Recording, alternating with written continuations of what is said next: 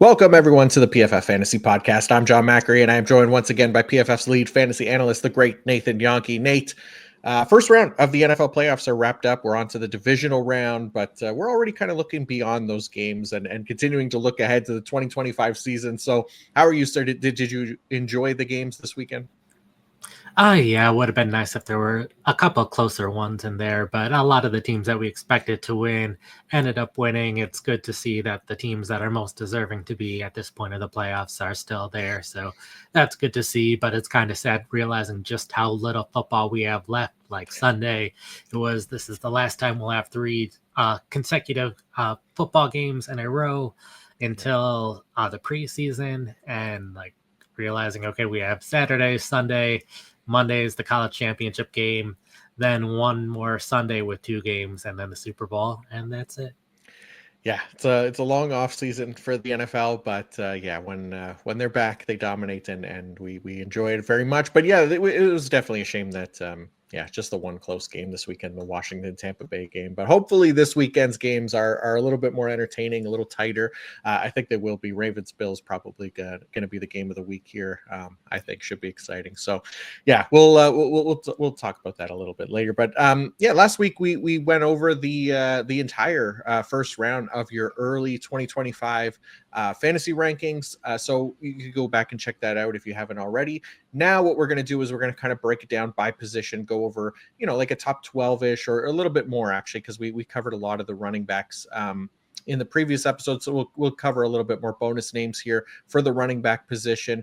You've got your very early version of your running back tiers up on the site, I believe for free for the good folks to check out as well. I think it's an unlocked article, if I remember correctly. But we're going to go through the top tiers here and discuss them a little bit. So first names that we discussed a fair bit last week, like I said, but worth kind of mentioning again and specifically breaking them down to tier one for you, which consists of Bijan Robinson, Saquon Barkley, Jahmyr Gibbs, and Devon Achane as kind of your fantastic four for you right now, Nate.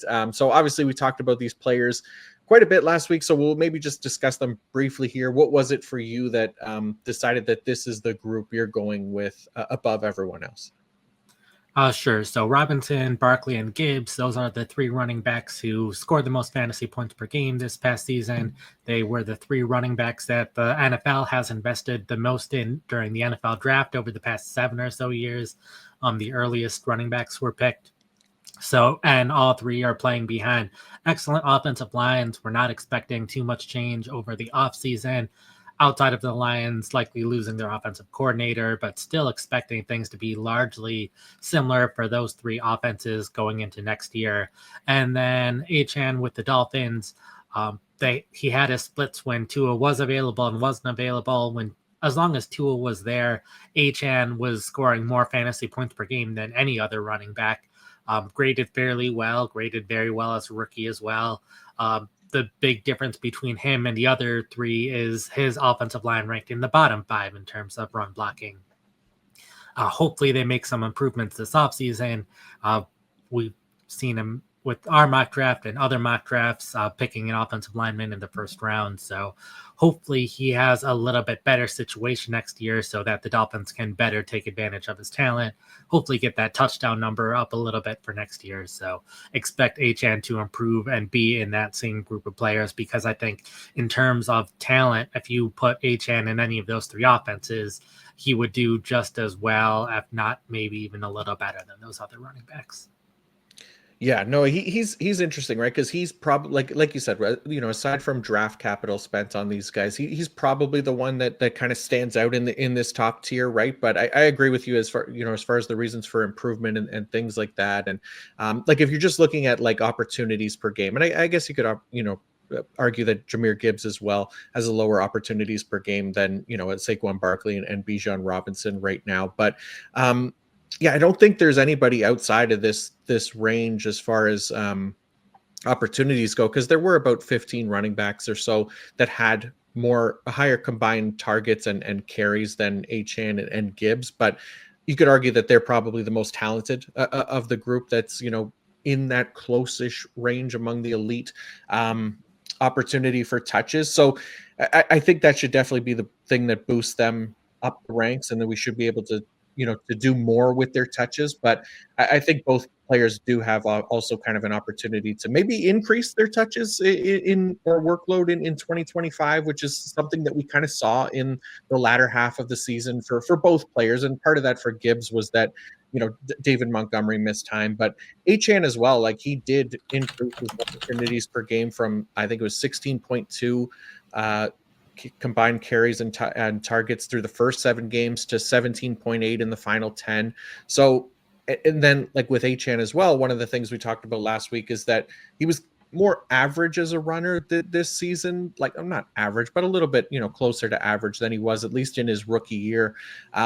And we did expect some regression there, but 4.5 yards per carry did feel a little bit of a letdown. So there's improvement in there that's in his range of outcomes. And then obviously the other part of it is Miami's offense was kind of average to below average in a lot of key team offensive categories, where in 2023 they were like a top 3 offense in a lot of metrics, including like yards per play, success rate, offensive scoring, etc. So yeah, there's room for improvement for the Dolphins as a whole, and Achane, I think, would be a big beneficiary of that and a big part of that as well. So yeah, I think I'm good with him kind of in this top tier here. And then the other name that we also discussed last week, who you had in the first round of your early rankings, was Ashton Jeanty, the rookie out of Boise State. We talked about his impressive college resume, the prospect of him being an early first round pick, and taken by a team that is going to feature him as a lead back. All of that feels like a pretty strong possibility as of now, and why he kind of leads that second tier for you in a potential first round fantasy option. But yeah, there will be other names that make a case for that spot as well here, which we'll get into. But anything else to add for you for Jeanty to lead off tier 2? No, just he's our highest ranked running back in terms of our big board that we've ever had for a running back in our decade plus of doing this. So we think very highly of him. We expect him to be a first half of the first round draft pick. And anytime someone's drafted there, they've had success as rookies. So I expect him to have a very big role. And yeah, a lot will depend on where he ends up, but a number of teams that need running backs are in a good situation to succeed right away. I'm thinking teams like Dallas or Denver, teams where we expect their running backs to have a lot of fantasy success. So I think depending on where he ends up, he could be he could end up lower on the list, but he could move up even a spot or 2 in the first round. I'm not sure I'd move him ahead of any of these other running backs, but I think he can have a huge rookie season. Yeah, for sure. Okay, we'll get into the rest of tier 2 here in just a second. But first, I want to let you know that the new year is a great time to reevaluate financial goals, not just for yourself, but for your kids. Now is the perfect time to make sure your kids are on a path toward a solid financial future. A kid's investment account from Fabric by Gerber Life is quick and simple to set up and lets you invest in their future now for education, big milestones, and more. Fabric by Gerber Life was designed by parents for parents to make it easy to plan for and manage your family's financial path. With a kid's investment account from Fabric, you can start investing in your child's future today. Kids can't invest when they're minors, but a kid's investment account allows you to invest on their behalf now, giving their investments more time to grow. It's all online, and setting up an account could take you just 5 minutes. Then you can manage your child's account and monitor their investments right from your phone. Funds can be used for nearly anything benefiting your child, from tuition and tutors to music classes. And when they're adults and out on their own, they can use the funds for anything they need. Join the thousands of parents who trust Fabric to help protect their family. Start investing in your child today at meetfabric.com/fantasy. That's meetfabric.com/fantasy. meetfabric.com/fantasy. Portfolios managed by Fort Washington Investment Advisors, Inc. Additional services provided by Apex Clearing Corporation. All investing is subject to risk. Learn more at meetfabric.com. All right, Nate, on to tier 2 for you here. Well, we did start with Ashton Jeanty leading off that group, but since we talked about him last week, we'll kind of get into a little bit more detail about some of the other players who are vying for that top spot at the top of the second tier, and starting with Canadian icon Chase Brown of the Cincinnati Bengals. So what's got Brown in this spot for you in your 2025 early ranks? Sure. So first off, the second tier in general are players that I view as possibilities to be the top overall running back in the upcoming season. I think there's a case to be made for all of them, that you could easily see them getting there if things go right. With Brown, I have him sixth among the running backs. For me, a lot of it is the sample size that we've seen of Brown compared to these top other running backs. We saw Brown over the second half of the season have a ton of fantasy success, and we've seen in this Bengals offense with Joe Burrow and the coaching staff that they've had, whoever is at running back, if they have that feature role, has been very successful from a fantasy perspective. For the second half of the season, that was Brown. My concern is that his PFF grade was only kind of middle of the pack. It was above average for a running back, but there were definitely better running backs in the league. So I'm a little bit concerned if the Bengals end up drafting a running back. It seems like they didn't really gain the or have a lot of trust in Khalil Herbert this season. They probably want at least some kind of insurance policy in case Brown gets injured. Zach Moss could be back, or they could move on from Moss.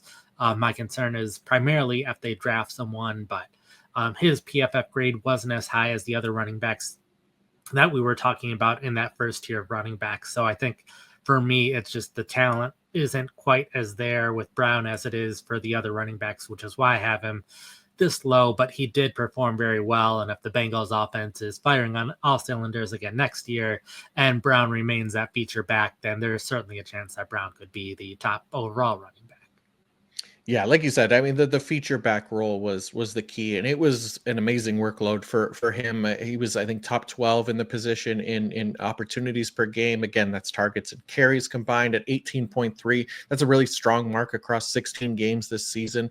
But if you take out those first 3 games of the season, I guess it was, he was at like 20.9 carries and targets combined per game the rest of the way, and that is a very high rate. So like you said, his efficiency wasn't really amazing by any means, but he was given kind of an elite workload. So if that does continue in 2025 with no competition for touches out of that backfield on that offense specifically, like I could definitely see him being among the top drafted players at his position. But yeah, long off season ahead. There's definitely a lot of factors that could go into this, including being a potential drafted running back added to the mix. So there are some other candidates that could be in consideration ahead of Brown. One of them being your RB7 right now, Nate Breece Hall of the New York Jets. He was at the very least like RB3 in drafts coming into 2024, but that Jets offense did not operate as expected. And Hall was one of the bigger disappointments at the position. He finished as the PPR RB16. So at RB7, you're expecting a better outcome than what we got this past season, Nate. Yeah, at this point of the offseason, leaning a little bit more on players' talent, more so than their situation, because a lot can happen over the offseason. And we know specifically with the New York Jets, a lot will be happening this offseason with the coaching staff, with the quarterback position. Hall had a significantly worse 2024 compared to 2023. Particularly his receiving grade was much lower, which part of that could just be they weren't throwing him the ball enough. But we would expect with a different offensive coordinator, with a different head coach, potentially a different quarterback, Hall will hopefully be featured a bit more in the passing game next year than he was this past year. The offense in general not playing as well led to Hall not scoring as many touchdowns as we would have liked to see. So Hall's bad season is enough to move him down from the first round pick that he was last year to at least a second round pick this year.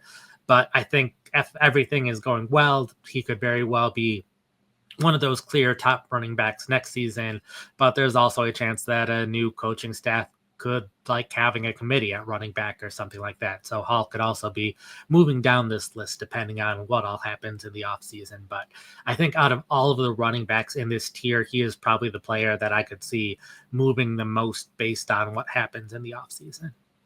Yeah, I think that makes sense. Yeah, like you said, there's a lot of puzzle pieces that are going to have to fall into place for this Jets offense in the offseason. So it'll be an interesting one to follow. And yeah, I'm with you. I wasn't overly excited about what Hall put on the field in 2024, and I kind of wanted to look at his numbers and what we got from him, compared to 2023 when he finished as the overall PPR RB4. And like first off, he played one fewer game from weeks 1 to 17 than he did in 2023. So kind of eliminating compiler stats here and just looking at his averages, because I wanted to see if it was, maybe just the Jets offense.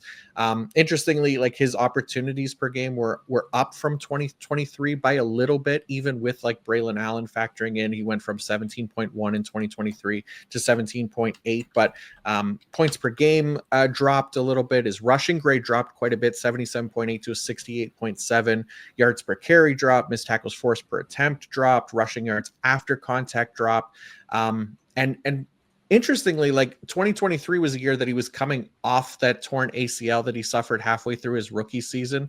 And it wasn't exactly a great offense in 2023 either, with Zach Wilson at quarterback. So it was, again, a down year all around for the Jets, but part of that was because Hall wasn't nearly as effective as he previously was either. So I'm good with him being outside the top 5 right now. I think this is about the range for me as well. We'll see how things look for, some of these other guys that we'll talk about in a minute as the offseason goes on as well. But there's a chance that, depending on what this offense is going to look like or what we expect it to look like, that he can move up or down this list as well once that becomes more clear here later through the year. Okay, next up is 2024's pretty much unanimous decision for RB1 heading into the year after finishing as that in 2023. Christian McCaffrey, who unfortunately injuries played a massive part in this season, more so than it seemed anyone was aware of, because he ends up playing just 4 games on the year. So he sits at RB8 for you, Nate. Is there a world where you become more optimistic about CMC this offseason, even at 29 years old, where, maybe he potentially moves up the ranks at all, maybe closer to that tier 1 territory again? Or do you think he's kind of locked into that tier 2 area for now? I think he'll be locked into the tier 2 area, largely based on what his ADP ends up being. Just remembering last year, a lot of people are not willing to take him at the RB1 spot because they were concerned about injuries, or even the year before, because he had those injuries the 2 previous years. So knowing how the fantasy community reacts to injuries and players coming back from injuries, and the 49ers offense in general, I don't think he will have a first round ADP, even if everything sounds optimistic. It sounds like he's 100% heading into the season, all that stuff. So I wouldn't be surprised if I just have him a little bit ahead of ADP, just because the 49ers offense, I think, will be better next year.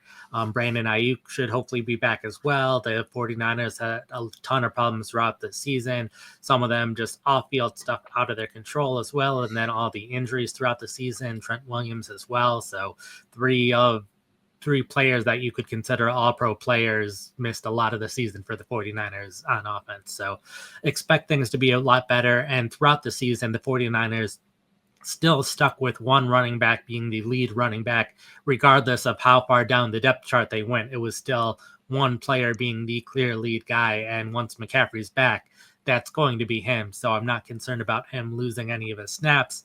I'm not concerned about the 49ers offense. I'm only concerned about, one, injuries, because he's had so many in his career, and then he will be 29 years old, which is on the older side for a running back.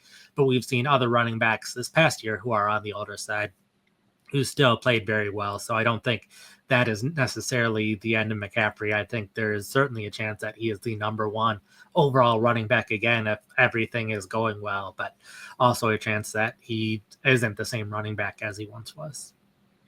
Yeah, it'll be an interesting offseason for McCaffrey. Like, I'm with you. If we get like a steady and consistent barrage of like vote of confidences for CMC that he's going to be back, getting the snap usage he was in 2023, great shape, blah blah blah. But yeah, I definitely feel more optimistic for him for sure, even now as one of the older running backs.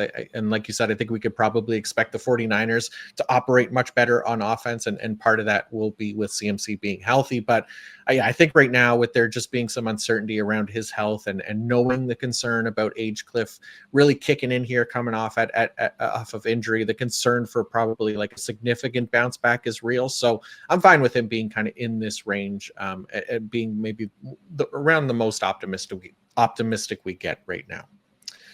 Okay, how about a guy who spits in the face of the age cliff?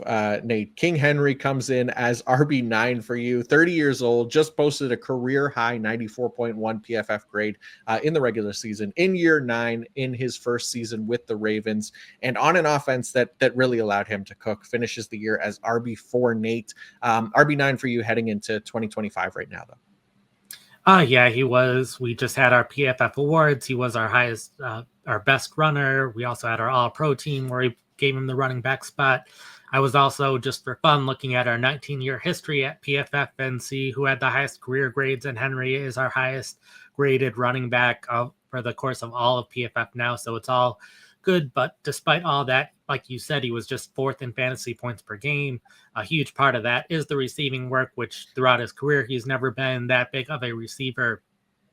In those last couple years with the Tennessee Titans, they started to throw him the ball a little bit more, getting closer to 2 receptions per game. But with the Ravens, he was averaging just over 1 reception per game. And especially in PPR or half PPR leagues, that's going to be a problem. And we know that's not going to change. So I think Henry, out of all of the running backs in this tier, probably has the lowest odds of being the top overall running back, just because we know he is not going to get that receiving work. He would need to have an even better season running the ball than he had this year, which is unlikely to happen. We still expect him to have a good season.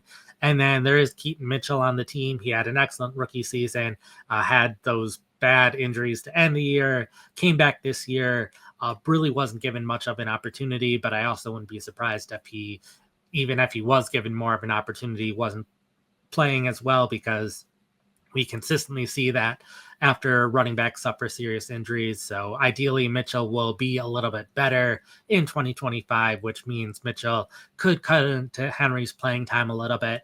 I could see Henry wanting to have a little bit fewer carries to help prolong his career at this point in his career, since he is by far the oldest running back who is still very effective in the NFL.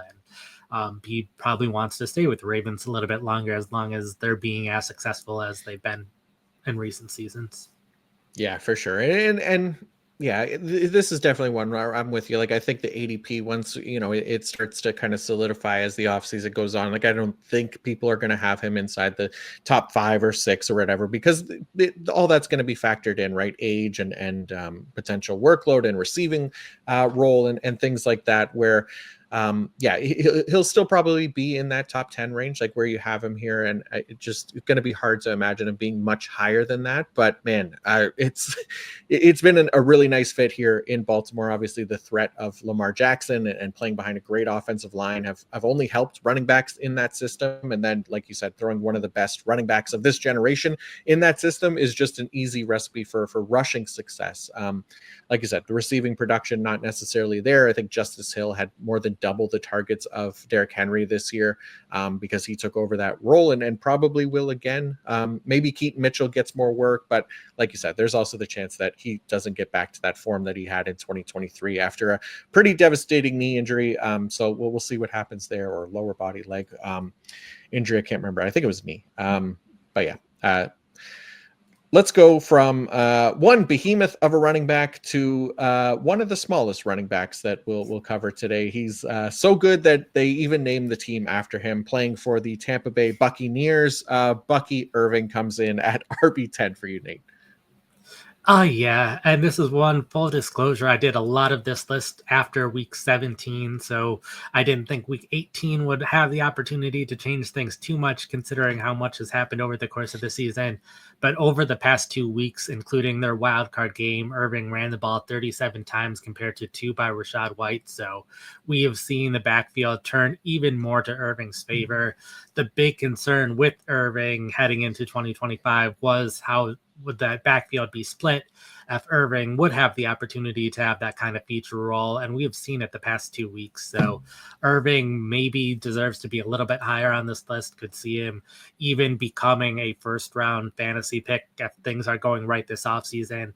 Obviously, very highly graded running back, 90.6 grade. So playing a lot better than some of these other running backs, and playing well as a receiver, which we weren't expecting him to have a huge receiving role with Rachaad White on the team, but seeing him play well as a receiver has also helped. My only concerns in general, which might make me leave him more in this range is what happens with the Buccaneers this offseason. Liam Cohen, probably one of the top candidates to earn one of these head coaching jobs over these next few weeks. And I think he has had a very positive impact on the Buccaneers offense this year. They scored roughly 150 more points on offense this year compared to last year. So if they lose Cohen, that could lead to some regression in the offense. Chris Godwin's a free agent as well. Mike Evans is not getting any younger. There's only one wide receiver in the NFL that's over a year older than him. So he is right at the age where you see wide receivers more or less disappear from the league. So wouldn't be surprised if Evans has some struggles continuing his 1,000 yard streak, but the cap situation also not great for Tampa Bay. So I think if the offseason goes right, if they're able to keep Cohen, if they're able to keep Godwin, then I could see Irving moving up this list, getting closer to that top 5 running backs. But there's also a chance that this offseason might not go as well, a chance that the new offensive coordinator might keep things more as a committee with, like you said, Irving's size being smaller. They might want to preserve him, considering Rachaad White played so well this year as well. So I could see this staying more of a 2-back committee. So a lot can change between now and the start of next season. Yeah, for sure. Like you say, it's a long offseason. There's a lot to figure out here, but it's hard not to feel encouraged about Bucky Irving's rookie year, like you said, and to have him inside this top 10 here. I mean, he had one of the better or one of the best analytical profiles for this year's past rookie draft class. And that definitely translated to the NFL here as well. I mean, he led the position in yards after contact per attempt. He was 4th in missed tackles forced per attempt. He had the 7th best stuffed run rate, tied for 4th in yards per carry, 11th in explosive run rate. Like, he was excellent every time he touched the ball. And then we saw that it lead to an increased workload as well. Like, he was 11.8 opportunities per game from weeks 1 to 9. That jumped to 18.8 opportunities per game from weeks 10 to 18. And that's with Rachaad White in the lineup, like you said, for all 8 of those final games. And especially here in the last 2 games that they played, it was very clear that Bucky Irving was their lead back, even more so than previous weeks. So there's a lot to like you said, there's a lot for the Bucs to figure out on offense, but as of right now, it's hard not to be excited about Bucky Irving heading into 2025. Okay, have you played Pick 6 from DraftKings yet? What are you waiting for? You better get on it. The playoffs are here and time is running out. As the official daily fantasy sports partner of the NFL, DraftKings does fantasy like no one else. Play for better payouts on Pick 6. It's super easy to get started. Select 2 or more players. Choose if they'll have more or less of a stat like touchdowns, yardage, sacks, and more. Pick 6 is available in most states, including Missouri, California, Texas, Georgia, and more. And DraftKings is making it even sweeter for first-timers. New Pick 6 customers play $5, get $50 in Pick 6 credits, win more cash on Pick 6. Download the DraftKings Pick 6 app and use code PFF. That's code PFF for new customers to play $5, get $50 in Pick 6 credits. Only on DraftKings Pick 6. The crown is yours. Gambling problem, call 1-800-GAMBLER. Help is available for problem gambling. Call 888-789-7777 or visit ccpg.org in Connecticut. Must be 18 plus. Age and eligibility restrictions vary by jurisdiction. Pick 6 not available everywhere, including New York and Ontario. Void where prohibited. 1 per new customer. Bonus awarded as non-withdrawable Pick 6 credits that expire in 30 days. Limited time offer. See terms at pick6.draftkings.com/promos. All right, let's move on to tier 3 now, Nate. And this is a group led by Kyren Williams of the Los Angeles Rams, your RB11. But Nate, Kyren, he was drafted around that RB8 range this past offseason, finished as RB7. So are you expecting maybe a decline in production or opportunity for Kyren in 2025? Or is this just a case of just being much more optimistic about the other backs ahead of him? Part of this is being optimistic about the other backs. The big thing with the tier 3 running backs in general is concern that there's going to be a second running back on the team that ends up getting more carries. A lot of the running backs in this tier, their team drafted a running back highly in the 2024 draft. And that's the case here with the Los Angeles Rams. We had Blake Corum as a high draft pick, and Corum didn't see a ton of opportunities this season. But whenever Corum was on the field, he was playing roughly as good as Kyren Williams was. Williams did not grade nearly as well, didn't have as high of yards per carry compared to other running backs who saw the volume that Kyren Williams did. Like, Williams was third in terms of carries for running backs this season, but only averaged 4.1 yards per carry. Everyone else in the top 5 averaged at least 4.7 yards per carry. So Williams seems like the classic running back who had a lot of fantasy points last year, but should regress because the efficiency just wasn't there. So I could see Blake Corum getting more opportunities next year. But we also know with this Rams backfield, Sean McVay will remain the head coach. Throughout McVay's tenure, they've tended to have one clear running back. So there is a chance that Williams remains that guy, in which case he would be better than 11th. He would probably be a top 10 fantasy running back again. But that risk that maybe it's Corum who becomes the lead running back, in which case Williams might not be a top 30 fantasy running back. So the fact that he could go up just a little bit, I don't think he has the talent to be a top 5 fantasy running back. So there's only a little upside for him to go, but there is a big drop off that he could see. Yeah, I mean, the workload was massive again this year, 22.1 opportunities per game. But like you said, yeah, they drafted Blake Corum third round this past year's NFL draft, barely used him, just 58 carries, no more than 8 in a game. I mean, Kyron, he was healthy all season, so there wasn't a huge need for Corum, but there was definitely talk in the offseason about Corum providing maybe more relief for Williams to kind of keep him fresh. And we just didn't really see that because his workload was basically identical to what we saw in 2023. So still a workhorse role for Kyron Williams. Have to imagine maybe, at some point that changes with Corum kind of getting his feet wet here in year one. Maybe we start to see more of him in year two, like you said, especially considering, he had a really strong production profile himself coming out of Michigan. So he's no slouch as a runner. He, like you said, he had a nice year this year on his limited opportunities. So I thought we'd see more of that this year. But yeah, I wouldn't be surprised if we see it maybe next year as well. Okay, speaking of workhorse roles, Joe Mixon is no stranger to that, and he tied with Kyron Williams as far as opportunities per game at 22.1 in 2024, and basically did everything we saw from him during his career with the Bengals, and kind of copy and pasted that in a Texans uniform in his first year with the team, finishing as the RB13 on the year, Nate. So any reason to expect anything different from Mixon in 2025? Oh, yeah, he was RB13, but 8th in fantasy points per game because he missed those couple of games early in the season. So I'll feel similar to Williams in that he had a lot of the volume, but not necessarily the same efficiency. Mixon did play a little bit better on a per play basis, graded better. My concern is that Mixon is also closer to that point where you start to see running backs start to lose that efficiency. Right now, he has the third most career carries among active running backs. Only Derrick Henry and Ezekiel Elliott have more carries than him, and Mixon isn't in that elite category that Henry is. So we've seen Elliott play well early in his career, and then that efficiency just slowly but surely disappeared. And I fear that we could see that a little bit with Mixon. He's only 28 years old, should be 29, but the Bengals ran him so much throughout every year that they've had him, and now the Texans ran him all the time whenever he was healthy. I could see the Texans adding a running back at some point. Dara Ogunbowale is a free agent. He's also 31 years old, so wouldn't be surprised if they don't re-sign him. Dameon Pierce had that excellent week 18, but they didn't seem to trust him before that at any point this season.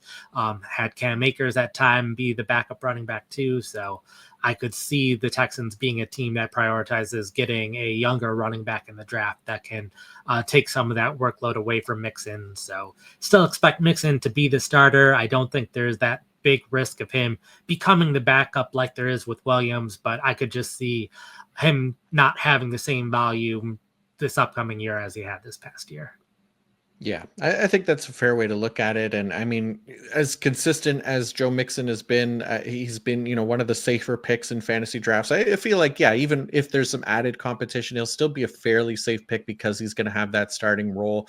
He's finished no worse than RB13 in PPR in every year but one, I think, since 2018. So he's been very good. Like you said, hasn't necessarily always been the most efficient running back, but the workload has always kind of been there for him. So that'll be interesting to see how this offseason goes with the Texans, their backfield, and if they add any more competition there to at least lighten the load for Joe Mixon in 2025.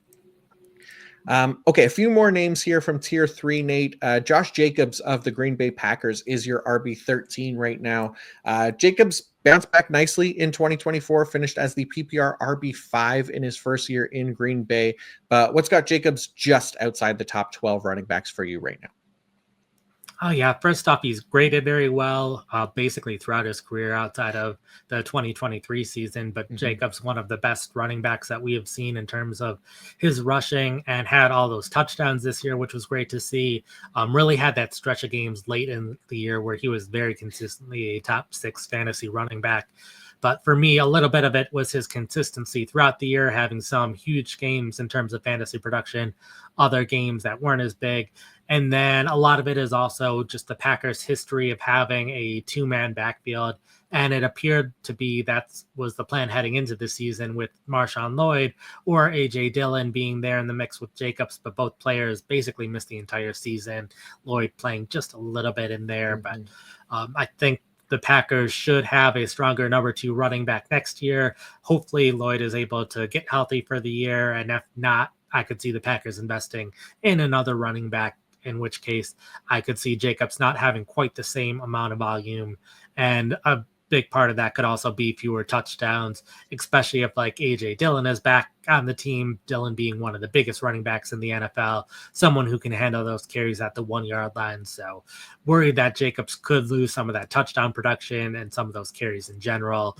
Also on the older side for running backs, and also similar to Joe Mixon, he is 4th in terms of career carries, even though he is relatively young compared to some other running backs. But because of how much the Raiders were running him into the ground throughout his time with the Raiders, he just has so many more carries than some other running backs who are even a little bit older than him.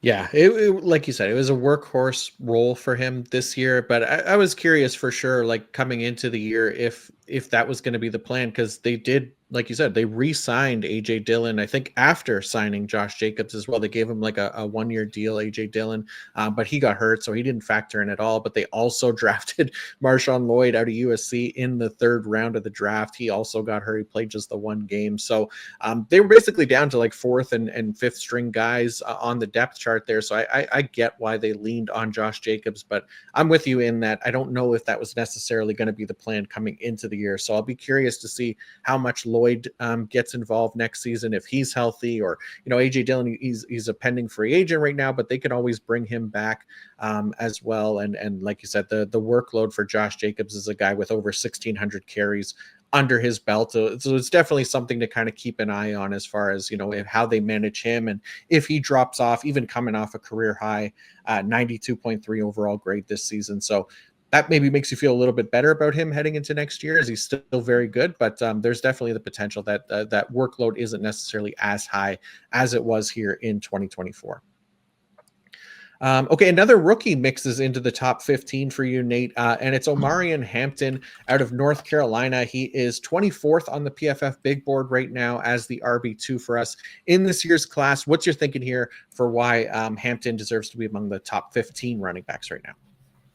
Oh, yeah. So 24th on our big board is fairly high for a running back. We've had several years where no running back ranked that high. So I think if it wasn't for Jahnke being in this draft class, I think Hampton would be talked about a little bit more now.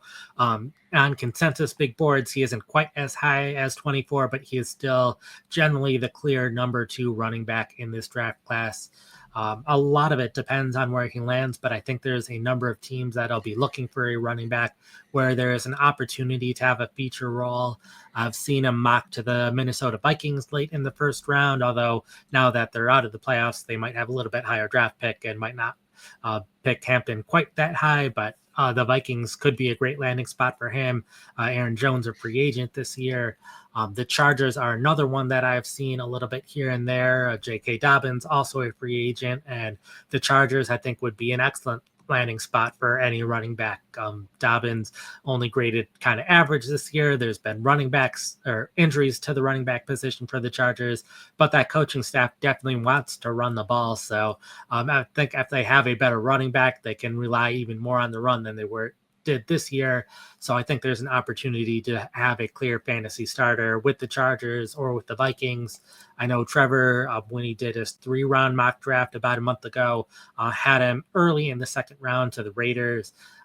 So the Raiders, another team, depending on what they do with the coaching position, if the offensive line can improve, I think that's also a situation where there's an opportunity to be a feature back at the very least. So a lot of teams where Hampton could be the clear lead guy, which makes me optimistic about him, where a lot of guys lower on this list are on teams where we know there's going to be a bit more of a committee at running back. Yeah, makes sense. Yeah, he seems to be the consensus RB2 for this class. I'm definitely looking forward to kind of diving into the rookie data and tape here soon to come up with my own rankings. But yeah, he's definitely high on the list to watch for me. And there are some interesting landing spots like you laid out that he could go where, yeah, he'd be a very interesting fantasy piece coming into 2025. All right, the next name coming in at RB15 is Jonathan Taylor of the Indianapolis Colts. He finished as RB17 in 2024, Nate, but he also missed 3 games due to injury. He also threw a touchdown away at the goal line. So tell us where you're at with JT heading into 2025 now and another year of the Shane Steichen and presumably Anthony Richardson offense. Yeah, had some big games, particularly late in the season. Ended up, I think, 7th in fantasy points per game. So played well on a per play basis, but this seems to be a pretty classic guy with a lot of volume who might not see as much volume next year. They don't have that clear number 2 running back on the team currently, but I could easily see them prioritizing adding a running back in the draft or maybe free agency, but I would think the draft is a little bit more likely to add a younger player to the team. He was among the lowest graded running backs this year, 56.9 overall grade, which is the lowest of the running backs that qualified on our player pages. If you decrease the snap threshold a little bit, there were a couple running backs with a lower grade, but all of those running backs are players who saw more snaps early in the season and saw their roles decline later in the season. So I think Taylor, with how he was playing this year, probably shouldn't have seen as many touches as he was seeing. It's just the Colts didn't have any better option on the team. So I could see the Colts very well adding a running back. But I think a lot depends on how much they prioritize the backup position. If they don't seem to prioritize someone all that much, I could see Taylor moving up my rankings a little bit. But they could also highly prioritize someone, in which case Taylor could move down these rankings. Yeah, that's the thing for me, right? Is kind of the workload, how much that's going to, project to 2025 as well, depending on what they do this offseason. And because, yeah, only Saquon Barkley had more opportunities per game for running backs in 2024 than Taylor at 22.8 opportunities per game, combined carries and targets. Yeah, he's only 26 years old as well. Like he feels like he's locked in for that starting role behind one of the better offensive lines, even though it was a down year for him as far as rushing grade and a lot of his other key rushing metrics, but still finished with 1,400 yards, 11 touchdowns. He got in some work as a receiver, not much, but I feel like if they don't add anything, he's definitely one of the names that could be higher in the rankings as well. We'll see what the offseason brings for these guys, but yeah, TBD on that one for sure. Okay, one more name here, Nate, at RB16. It's Buffalo Bills RB1. James Cook, the PPR RB9 in back-to-back seasons, but you're thinking he's not getting back to that top 10 mark again in 2025. So where are you at with Cook right now? My concern, one is with Ray Davis playing well at the backup. I could see Ray Davis earning a little bit more opportunities this year. So just another one of these teams where they drafted a running back highly last year and that running back played well. With Cook as well, I've mentioned this some with Saquon Barkley having so many long runs for touchdowns. Cook was second in that mark. So Cook had a lot of touchdowns this past year. And part of that was because of those big plays for touchdowns. And he's another one of those running backs on a team where if they're on the 1 yard line, they're running it with their quarterback. So Cook isn't able to get as many of those short touchdowns because of who they have at the quarterback position. So I could see his touchdown numbers regressing a bit this year as well. And just kind of depends on the Bills and how good they're doing in general, if they need to pass the ball any more this upcoming year than they did this past year. But we really didn't see any of their receiving weapons getting a lot of fantasy production. I'm not sure if we'll see more of that this upcoming year, but I think just concerned about the committee, concerned about the touchdowns and those long runs. So I think there's certainly a chance that Cook can remain a top 10 fantasy running back if he continues to play well, but a lot of it's just if they continue rarely using Davis or start using Davis more. Yeah, it's interesting with Cook, right? Because one of the big concerns for him coming into this season was if they were going to continue to, or if they were going to use him at all around the goal line, right? And they definitely increased his workload around the goal line, which I thought was really encouraging. I think he had 11 carries just inside the 5 alone, which led to 6 rushing touchdowns in 2024, where he only had 4 carries inside the 5 in 2023, and he just had the 1 goal line touchdown. So we got that kind of prime fantasy usage from him this year in which what was one of the bigger knocks on him coming into the season. But even though he didn't touch the ball as much overall as he did in 2023, it was nice that he at least found the end zone a bunch, 16 times as a runner, where he only had 2 in each of the past 2 seasons. So there's definitely a world, right, where those numbers come down a little bit as far as touchdowns, and we kind of meet somewhere in the middle from his 2023 and 2024 season and push him into this kind of range here. So there are a few other names in to close out tier 3 for you, Nate. We won't go into a ton of them, or we won't go into each of them specifically, but I'll list them off here, and then you let me know which one you want to kind of go into a little bit more detail with. So Caleb Johnson comes in as RB17 for you. He is a rookie out of Iowa. He's not RB3 on the PFF big board, but he is on the consensus board, it seems like, in that range. And then James Conner is RB18 of the Arizona Cardinals, and then Kenneth Walker, Seattle Seahawks, RB19, and Chuba Hubbard, RB20 of the Carolina Panthers. So anybody that you want to talk about specifically here to close out your third tier? I think Walker is probably the most interesting of those running backs for me. He has a top 5 PFF grade over the past 2 years, so he has graded very well as a runner. He has the 4th most run rate of +1 carries, +1 graded carries or more. So he's had a lot of big runs over the past 2 years as well. I think he is capable of being one of those top 5 or top 6 fantasy running backs, but a lot of it depends on the offense in general and his health. He's had 4 different times over the past 2 years where he's missed 2 consecutive games. So injuries have taken its toll on him here and there. And they're going to have a new offensive coordinator. They fired Ryan Grubb. So new offensive mind. I think that played a role in the offense doing well this past year. So a little bit surprised that he is gone after 1 year, but Zach Charbonnet is on the team. He's looked pretty good when he's needed to have a large role in the offense, but a new offensive coordinator could put or have a running back rotation that could be like both of them on the field 50% of the time, or it could be a case where they see Walker's talent, Walker stays healthy, he gets a feature role in the backfield, and Charbonnet is just a backup. And if Walker does have that feature role, then I think he can be the top 5 fantasy running back. It just a lot will depend on his health and the offensive coordinator and the offense in general.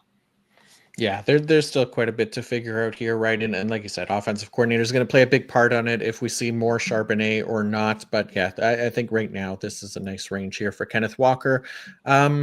Other than that, I mean, the last name on the list was Chuba Hubbard, or at least the last name in tier 3 for you.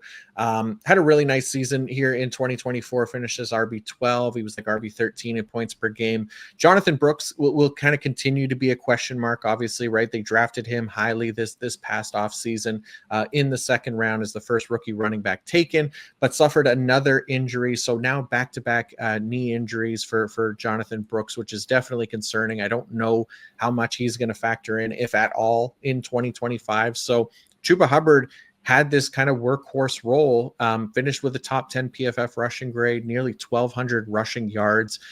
He had 7 of his 10 rushing touchdowns come in the back half of the season as well, when we got a much better version of Bryce Young. So if Young kind of continues to play at a high level to help this offense, maybe they get some help for him as well. They already have a strong run blocking offensive line. I think there's potential again that Chuba could outperform his ADP in 2025. But there's also the possibility that they bring in a little bit of help as well, knowing that Jonathan Brooks isn't necessarily going to be healthy. So how are you feeling about Chuba here?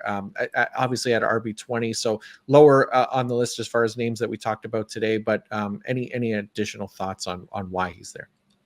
Oh, yeah. Part of it just low on the Panthers offense in general. So worried about his touchdown total. Could also see them adding a different running back if they don't think Brooks will be back anytime soon, which that sounds like it's going to be the case. Miles Sanders, his contract is at a point where they can release him and get a lot of that cap space back. So could very well see Sanders being a cap casualty and the team investing in some other running back. A free agent probably makes a lot of sense for them. So could see a number of running backs who are hitting free agency who teams that they were on might be looking to get a rookie running back rather than retaining that veteran running back. So there might not be a lot of options for veteran running backs, in which case the Panthers might be one of the few teams looking for a veteran backup. So I could see them adding a decently talented running back to this backfield to go along with Hubbard. Fair.